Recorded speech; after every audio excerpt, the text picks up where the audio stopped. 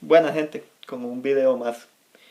El video de hoy es un video bastante curioso y con bastante crítica debido a que se da una situación bastante seria con respecto a la situación de Cataluña. Es decir, si es válido, si no es válido el referéndum que se está gestando, si tienen un motivo justificable, si es correcto que se independicen o bien de si el sistema internacional tiene que intervenir de alguna forma. Bueno, primero que esto, y creo que muy pocos han hablado, hay que hacer un poco de contexto histórico.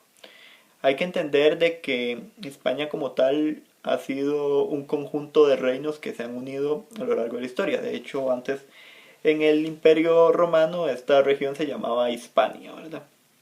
Se dividía en cuatro reinos. Luego de todo el desmembramiento que tuvo el Imperio Romano de Occidente, quedaron cuatro reinos.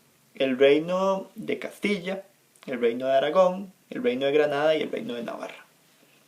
De Navarra solo se sabe que era uno de los reinos más pequeños. Castilla es el famoso porque de ahí se encuentra la ciudad capital de lo que hoy es España, Madrid. Aragón era una zona que estaba conformada de ciertos grupos, en su momento se le acusaron de gitanos, ciertos movimientos que eran una mezcla entre españoles, bueno, sí, en su momento españoles y francos, eh, y obviamente su sede era en Barcelona.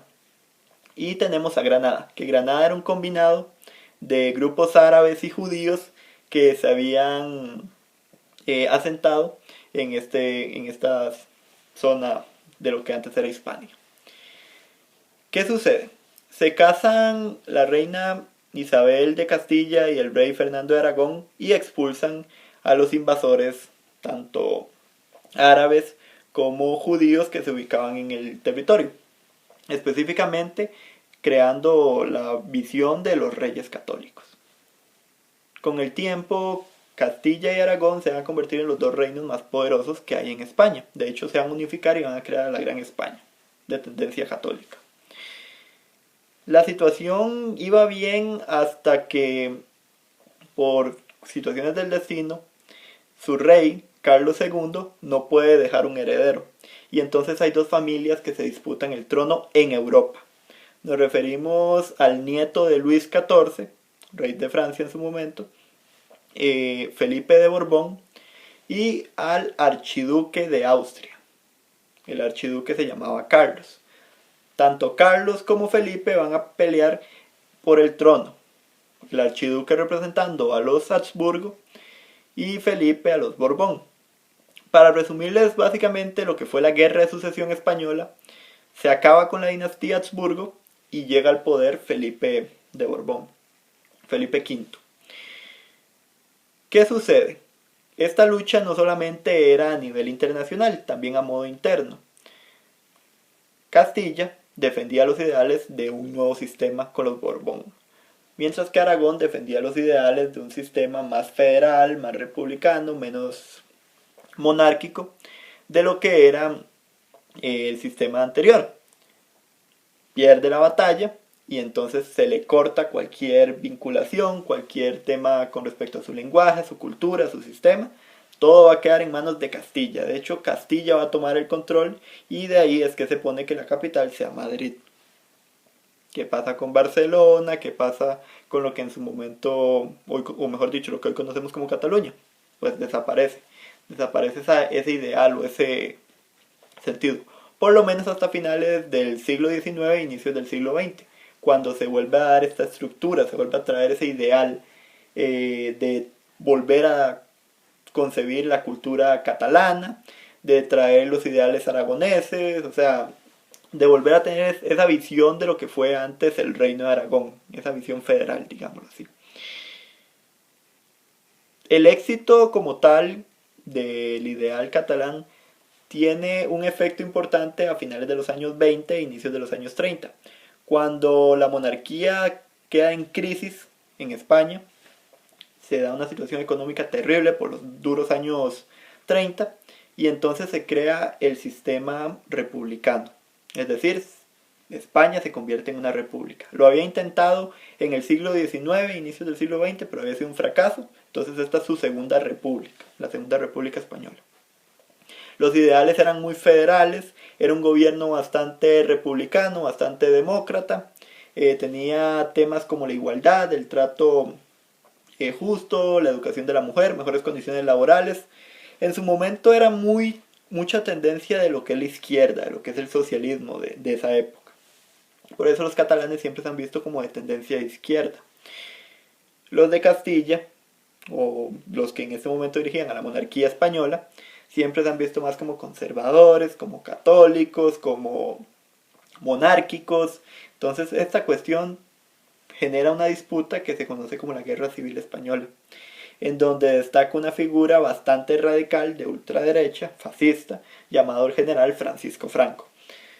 Para resumirles la historia, la Guerra Civil termina acabando con la Segunda República Española y establece la monarquía, no, mejor dicho, establece una dictadura dirigida por Francisco Franco.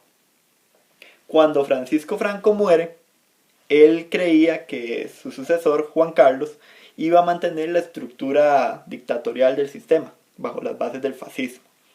No pasó eso. De hecho, hay que destacar de que el rey Juan Carlos trató de hacer una estructura entre los ideales de su momento de la república y los de la monarquía, haciendo el sistema que hoy conocemos, la monarquía constitucional, y que iba a darle garantías tanto a movimientos de izquierda como de derecha. La situación como tal nunca fue como muy favorable. En España siempre existieron grupos nacionalistas, radicales, algunos como en su momento fue ETA, con País Vasco. También se dieron situaciones tensas con Cataluña, que exigía una independencia, una lucha social, pero que siempre fue masacrada. De hecho, hay un informe que dice que durante la dictadura de Franco, el catalán era el idioma más hablado en España, y luego con lo que dejó Franco, la tortura y la matanza que hizo de esta cultura rica catalana, el español se impone, el castellano, más fácil para que entiendan de dónde viene la situación, se impone por encima del catalán. Y entonces toda la estructura, digamos, de Madrid y de la gran capital y de Viva el Rey y todas las cuestiones, pues triunfa de nuevo. A inicios del siglo XX empezamos a ver movimientos bastante curiosos con respecto a la unión, ¿verdad? A establecer uniones de carácter aduanero, de carácter social, de establecer bastantes regímenes internacionales, destacando a la Unión Europea como el más grande y el más avanzado. ¿Qué sucede? Cuando estamos iniciando tal vez el 2014, inicia un movimiento radical por un lado y también un movimiento independentista por otro, donde el mundo va a empezar a desarrollar en Europa ese nacionalismo y esa tendencia a luchar contra causas que están afectando a un gobierno, específicamente a la tendencia de unión. ¿Por qué? El terrorismo, la situación de inestabilidad, la crisis económica, la pobreza, la pérdida de la cultura en algunos casos. Entonces exalta el nacionalismo y surgen de nuevo, como hace 100 años, los movimientos, se puede decir, de tendencia de extrema derecha. Y también surgen los movimientos nacionalistas, que son generalmente de extrema izquierda. Entonces tenemos partidos como el Frente Nacional en Francia, tenemos Alternativa para Alemania en Alemania, tenemos también el movimiento o el referéndum en el 2014 de Escocia, que se quería separar del Reino Unido, que triunfó el no, el movimiento del Brexit hace un año, y esto va a hacer de que también surja la visión independentista en Cataluña, que al lograr tener a un diputado que es Puigdemont, el actual jefe o líder de la independencia o del movimiento independentista catalán, entonces a la larga va a hacer de que se siga luchando. Ahora, este movimiento independentista es de izquierda, hay que decir las cosas como son, es un movimiento de izquierda, viene con ideales socialistas, viene con ideales bastante liberales, independentistas, muy al estilo, podría decirse que del socialismo africano, cuando figuras como Fidel Castro lucharon y liberalizaron pueblos para que dejaran el yugo de sus, no sé, de las potencias centrales, llámese generalmente los países europeos. Eh, entonces, este movimiento catalán quiere controlar y separarse de España y tener su propio estado. Y está bien, o sea, el ideal independentista tarde o temprano va a lograr tener éxito, porque la cultura y el sistema puede que no sean iguales. De hecho, ellos tienen un ideal más republicano, más federal, mientras que España quiere mantenerse como la monarquía constitucional, aunque hay muchos españoles que también creen que ya es momento de una república, pero no necesariamente quieren dejar a Cataluña, o sea, de lado, separarse de ella. Entonces tenemos un choque bastante fuerte de intereses. Además de que si agregamos la actitud de la gendarmería española bajo la figura de Mariano Rajoy, da mucho que desear, ¿verdad? O sea, 800 heridos, una actitud bastante despótica, autoritaria, casi que recordando a Franco. Entonces es difícil, es bastante difícil comprender la ruta. Personalmente, la independencia de Cataluña será justificable en el momento en que todos los catalanes deseen eso. Si los catalanes quieren luchar por su independencia, tienen que entrar en el Estado de Derecho y tiene que conformarse una unidad conjunta.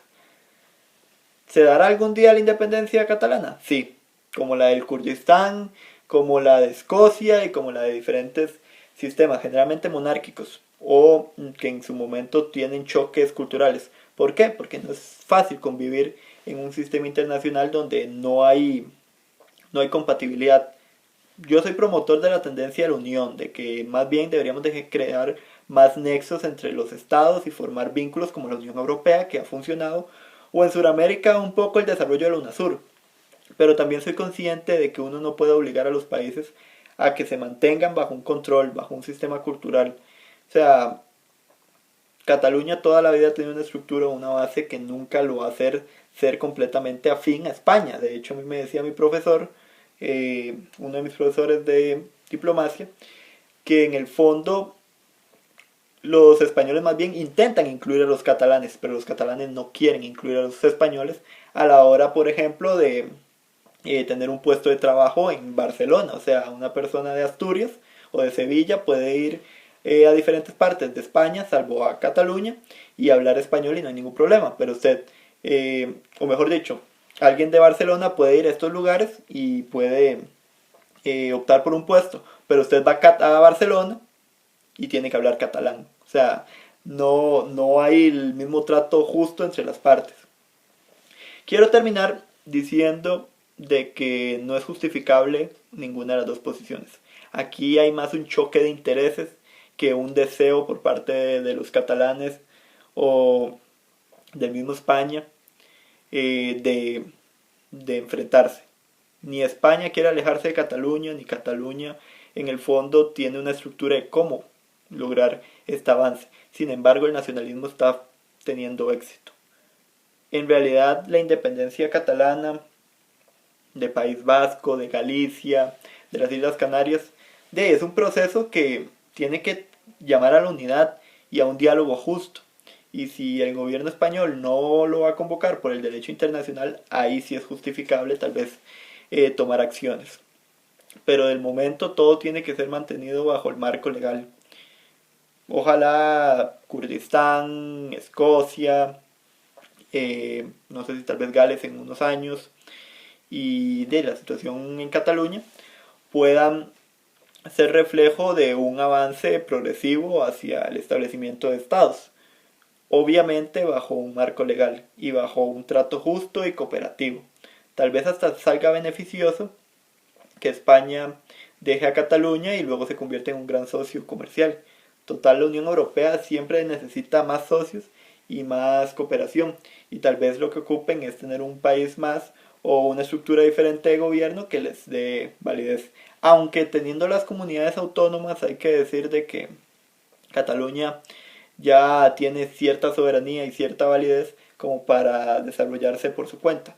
Sin embargo, esta lucha de toda la vida, este enfrentamiento histórico, da para pensar de que tienen validez con qué desarrollarse. Económicamente iniciarían bastante inestables porque no sería una economía tan fuerte, y la situación Unión Europea probablemente España trataría de vetarle, entonces está un poco complicado, pero bien, también podría decirse lo mismo con Escocia, y Escocia todo pinta a que el próximo año va a tirar un referéndum y sería tal vez el pionero de estos movimientos nacionalistas en pro de una independencia. Buena o mala, no puedo afirmar ninguna de las dos, pero sí les puedo decir de que es inminente. Sin más que decir, me despido. Bye.